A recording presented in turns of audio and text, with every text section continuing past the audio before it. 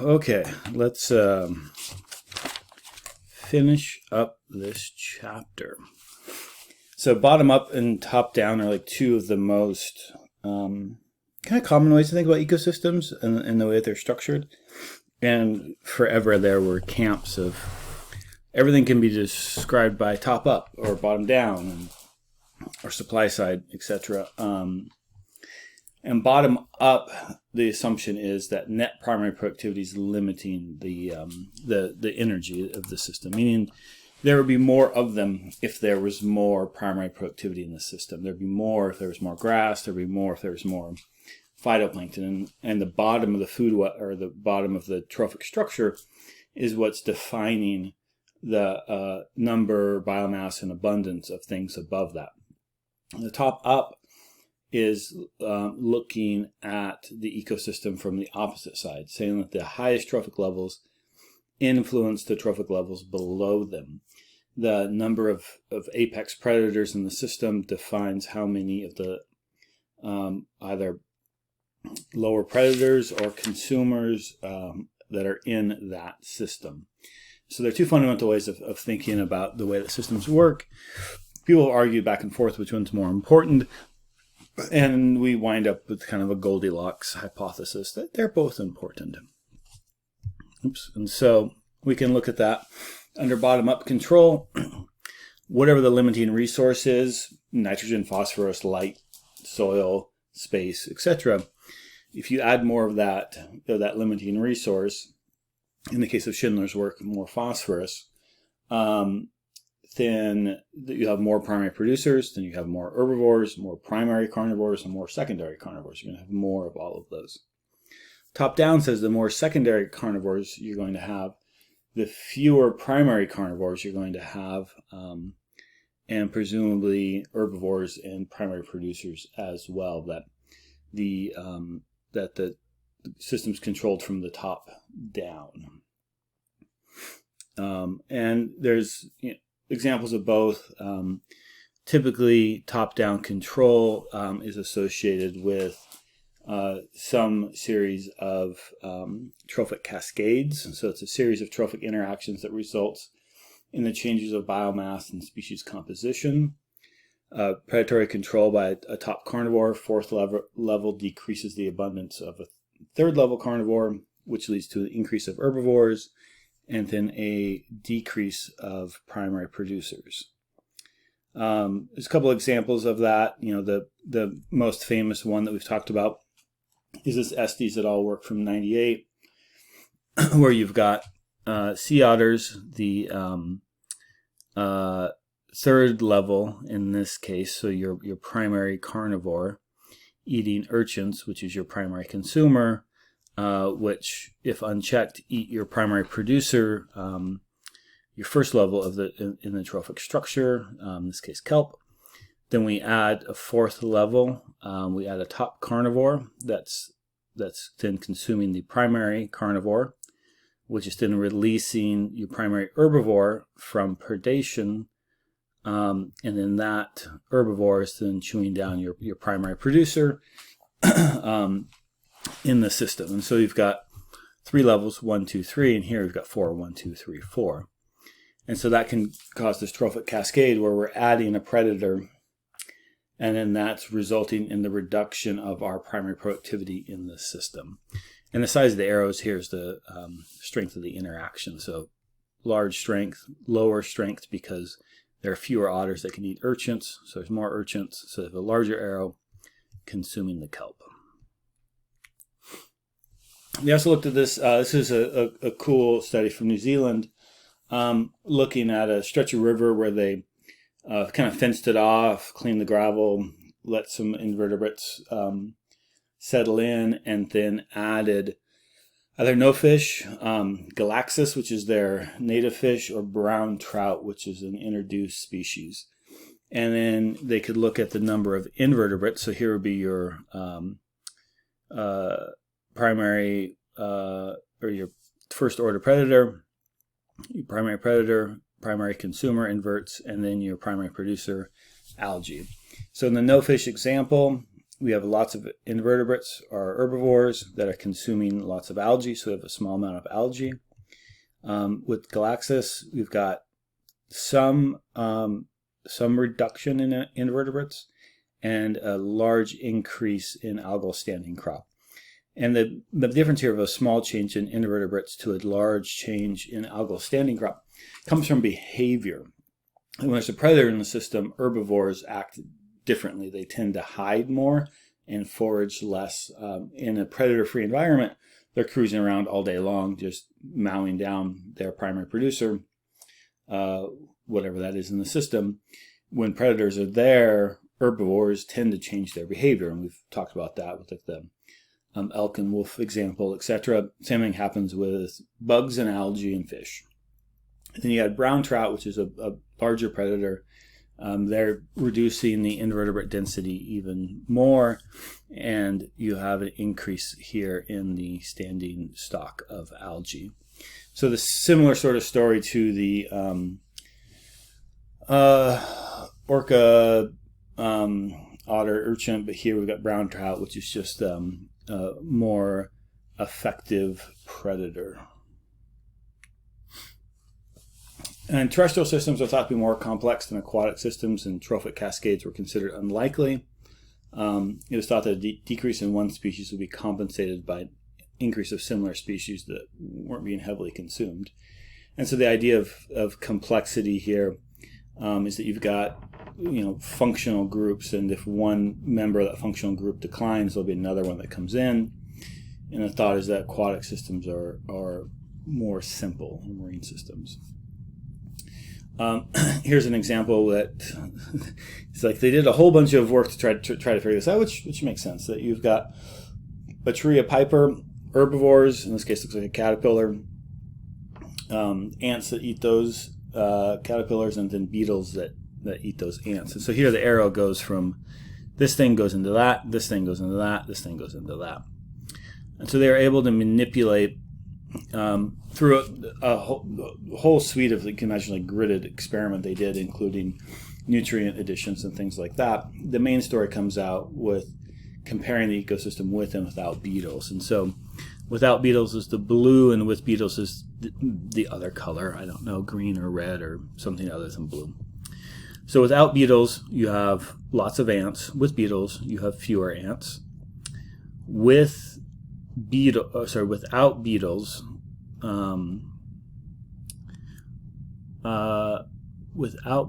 the percentage lost to herbivory is relatively low. Ants are eating the caterpillars, which is keeping the herbivory down. So this would be your fourth level, your top predator or your secondary carnivore. Primary carnivore, the caterpillar would be your herbivore, and the tree would be your primary producer. In the example with beetles, there is more lost to herbivory, so the ants are being under control, so they're not consuming as many of the caterpillars. And this translates down to the leaf area per tree. Blue line has more leaf area per tree because the ants are chewing down the caterpillars, which are allowing the tree to grow more, put out more leaf area. Under a higher percentage of herbivores, i.e. caterpillars, there's less leaf area. So it's a similar sort of study, except for we're swapping out cute things like orcas and otters for things like beetles and ants. But effectively, you can think of it the same way.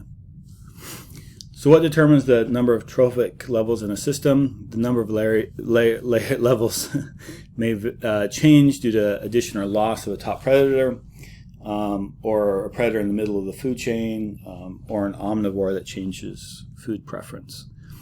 So here we can look at a couple of different systems, so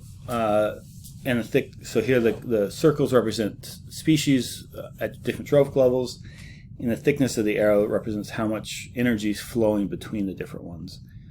And the differences among ecosystems and the number of trophic levels may occur.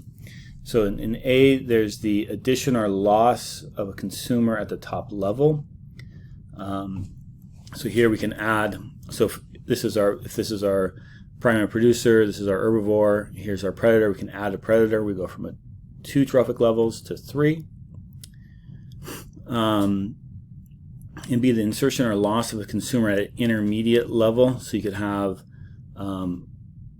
instead of this eating this, it could be eating something in between. You can see this a lot in marine food webs where you could have a zooplankton that might eat phytoplankton, but if the phytoplankton are small, it could eat like a ciliate that's in between, something like that.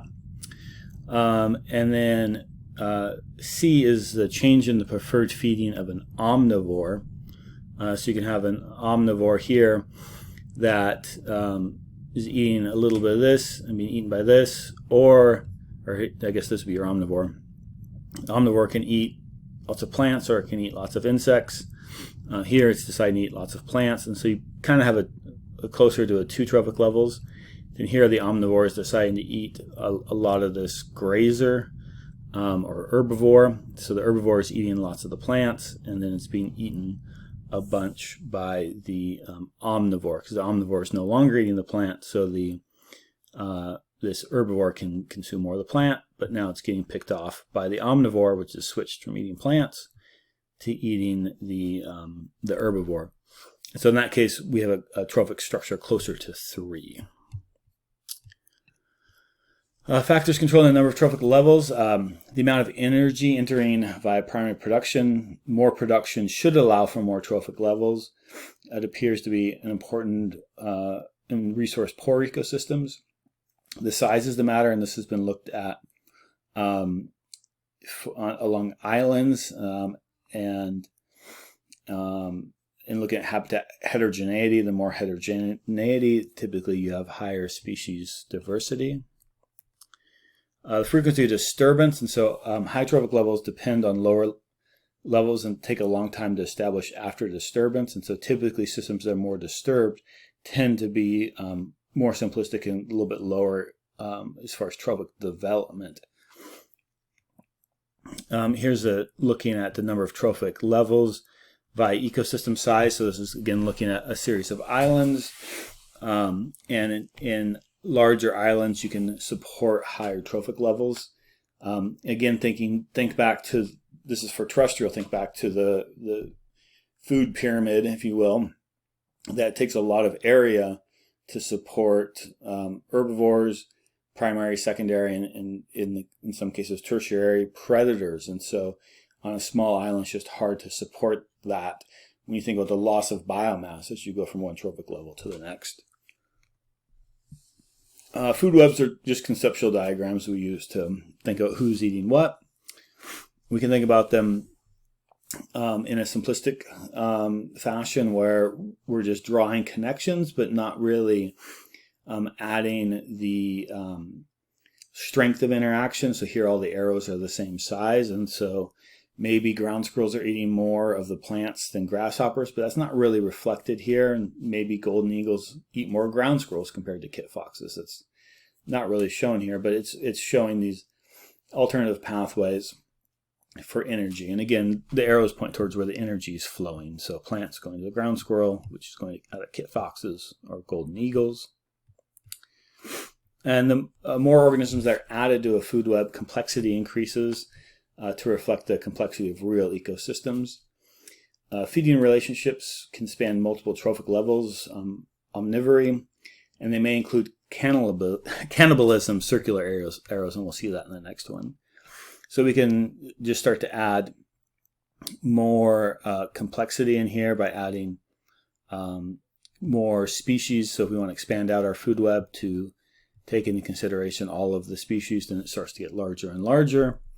And then if we get so large, then we have to start to avoid the pictures, and we see really complex systems where we've got plants that are being eaten sometimes by ground squirrels, sometimes by insects, sometimes insects. Where is that one going? Oh, plants, then insects, arachnids, other rodents. So it gets really complicated, and then we've got cannibalism here with the circles. And so depending on how far we go, the complexity starts to overwhelm interpretation, and the interaction among members, and this is where we would typically start to add interaction factors in here to make sense of it, meaning let me look for an example here. Roadrunner, who's eating lots of things, are they eating all of these things in equal numbers, or is there a likelihood that they're more likely to eat an arthropod eating snake versus a arthropod eating lizard, for example? Food webs are static descriptors of energy flow through environments. Actual trophic interactions can change over time. We've talked about frogs that can switch from being an omnivore as an aquatic tadpole and then a carnivore as an adult. And so all of these things are just trying to model the system so we can start to query it for really basic questions. They're not, no model is intended to replicate reality, but nonetheless, they can provide insights that we can then query further with experiments. Some animals, such as migratory birds, are components of multiple food webs. So think about, birds going from Alaska to California. Like they're interacting through all sorts of different parts. You can think about pollination, other things that organisms are doing that are vitally important to the structure of the ecosystem, but aren't necessarily captured within food webs. And microbes are often ignored. They might throw like a microbial loop in there, but not really fully accounting for their role in the ecosystem. And because not all trophic connections are equal, we have to look at interaction strength, which is the measure of the effect of one species on the population size of others. And for conservation, for research and conservation, food webs can focus on the links that are important. So, maybe very rarely it's a roadrunner eating this one certain type of critter, but they're more likely to eat the arthropod eating lizard, and so they're going to have a stronger interaction to that lizard than they are to the snake, and that's going to drive the population of that lizard more so than the snake, for example. Removal experiments can determine interaction strengths, but can't really be done for all food web links. It's very complicated. And then you also have to be able to monitor all these different things, which in the case of cryptic and mobile critters is difficult. Less direct methods include observation of predator feeding preferences and changes, simply watching them, but again, that's can be hard and difficult. Stable isotopes and fatty acids are kind of the way people do it mostly now. Comparisons of food webs with predators present and absent can estimate interaction strength. And predator and body size have been used to predict strength of interactions because feeding rate is related to metabolic rate, which is governed by body size. So you can look at a 10 kilogram mammal and think, okay, you need to eat this much to maintain your metabolic needs, and so therefore, if you're eating primarily a lizard that weighs this much, you're going to have to eat X number of lizards per day. And we'll go back to good old Bob here. Interaction strengths in rocky intertidal zones were estimated by removing the top predator, the sea star Pisaster, and the mussel middleus and gooseneck barnacles became dominant. Species richness went to 15 to 8 in Payne's study. When sea stars were no longer removed, mussels continued to dominate because they'd grown to such large sizes that they were now exempt from predation. So there's often that size threshold organisms have to get past so they're not consumed by predators. And in this case, because the predators were gone for a while, everybody got too big to be eaten. And so even when the sea stars could return, they were no longer effective predators, which is kind of interesting. So we can look at how sea stars rule the world here. And sea star can eat lots of things: chitons, limpets, bivalves, mussels in this case, acorn barnacles, and gooseneck barnacles. Nucella, it's a predatory snail, will also eat the bivalves and the acorn barnacles, but Pisaster will also eat those. So in this case, when Pisaster was removed, Nucella didn't come in and wipe out the mussels. So Payne's classic work showed that despite complex trophic interactions, energy flow and community structure might be controlled by a few key species. In fact, he called them keystone species. having a greater influence than its abundance or biomass would predict. Keystone species tend to be top predators, but not always, and the word keystone is now forever overused in many different contexts. But there we go. The keystone concept is important in conservation and implies that protecting a keystone species is critical for protecting the overall ecosystem. And some species are keystone species in only part of their range, suggesting that the interaction depends on the context. And that was Mingy, I think, did that work. Yeah, around Santa Barbara, we're showing that in certain areas that sea stars weren't quite as important. And that was when in the really wavy areas where the sea stars aren't really effective predators in that area. Determining the strength of indirect effects of keystone species is important, and predicting the effects of species losses on the remaining community requires an understanding not only of the strengths of individual links, but the strengths of indirect links. And so, again, like thinking about how an otter's having an indirect impact on the kelp, because it's having a direct impact on the sea urchins, which have a direct impact on the kelp. So having more otters eating more urchins has an indirect impact on the kelp. And so you kind of have to think down a couple levels to see how that plays out.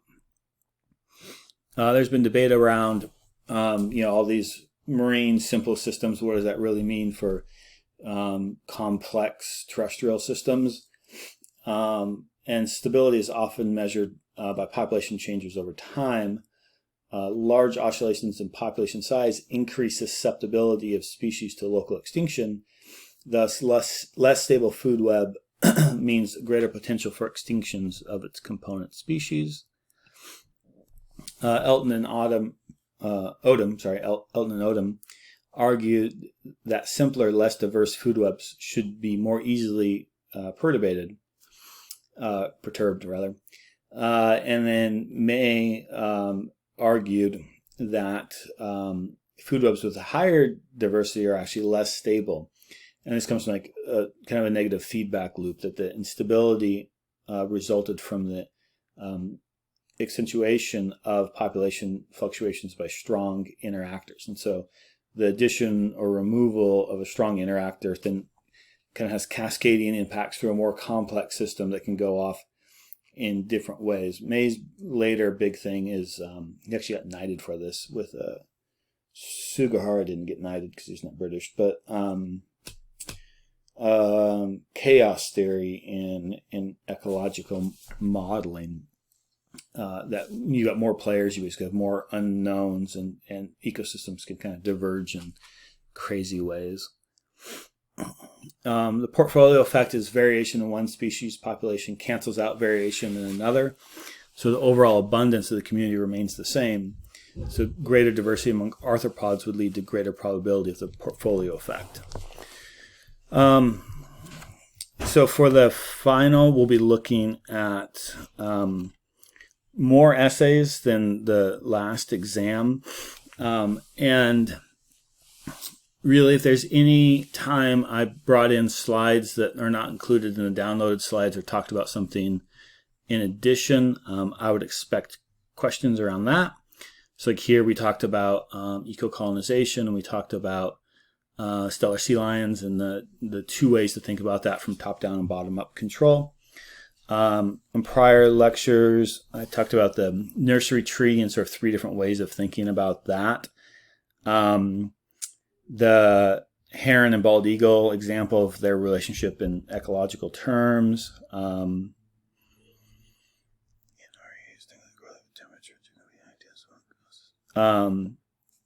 And so generally things like that, if I go off script, it's worth understanding. Gary Oak ecosystems and Doug Fur's, like assuming Gary Oak is the intermediate stage, and then the climax stage being Doug Fur, like what's keeping that system there in that alternative stable state, and how does that relate to intermediate succession versus I always want to say apex. I feel like it should be apex, but it's climax succession, and those alternative stable states I think is also important.